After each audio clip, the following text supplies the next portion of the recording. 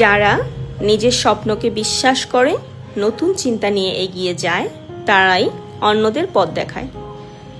তো সবাই কেমন আছো, কে কোথায় থেকে দেখছো কমেন্ট করে জানিও। কিন্তু বারান্দা থেকে কাপড়গুলো নিয়ে ঘরে এসে দেখলাম আমার ছোট নবাব ডান্স করছে, খুব খুশি সে, মাশাআল্লাহ।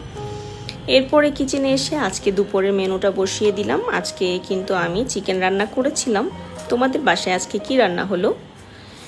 এরপরে হচ্ছে চিকেনের মধ্যে তো একটু আলু দিয়েছিলাম, পরে চিকেনটা প্রেশার কুকারে দিয়ে দিলাম আজকে, কারণ একটু লেট হয়ে গিয়েছিল রান্না করতে, তাই প্রেশার কুকারেই কাজটা সেরে ফেললাম তাড়াতাড়ি করার জন্য।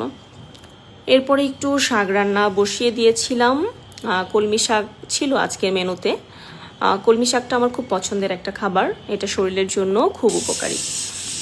আর কলমি শাক তো দুইভাবে রান্না করা যায়, কেউ হয়তো ভাজি করে রান্না করো তোমরা, আর ঝোল করেও রান্না করা যায়। আজকে আমি ঝোল করেই রান্না করলাম। ঝোলের থিকনেসটা একটু ভালো রাখার জন্য একটু কর্নফ্লাওয়ার ইউজ করলাম। তো রান্না বাড়া তো শেষ হয়ে গেল, এবার পরিবেশনের পালা। সার্ভিং ডিশে খাবারগুলো নিয়ে নিচ্ছিলাম।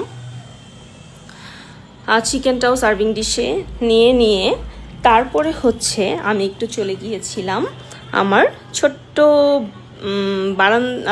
বাগান বলতে পারো, ছোট্ট একটা বাগান আছে আমার বারান্দায়। তো সেই বাগানে আমার কিছু পুঁইশাক হয়েছিল, চারা থেকে পুঁইশাকগুলোকে দেখে খুবই আনন্দ লাগলো। ঘরে এসে দেখি আমার ছোটু আবারও আমার ভিডিও স্ট্যান্ডটা নিয়ে নাচানাচি লাফালাফি করছে।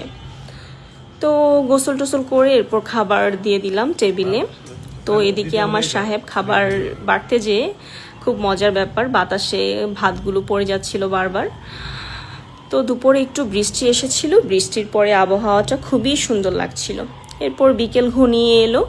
বিকেলে আমার পছন্দের জায়গা, আমার বারান্দায় বসে গল্পের বই পড়ার ফাঁকে একটু চা খেয়ে নিচ্ছিলাম। চাটা জানো ছাড়তেই পারছি না, দিনে কয়েকবার চা খাওয়া হয়ে যায়।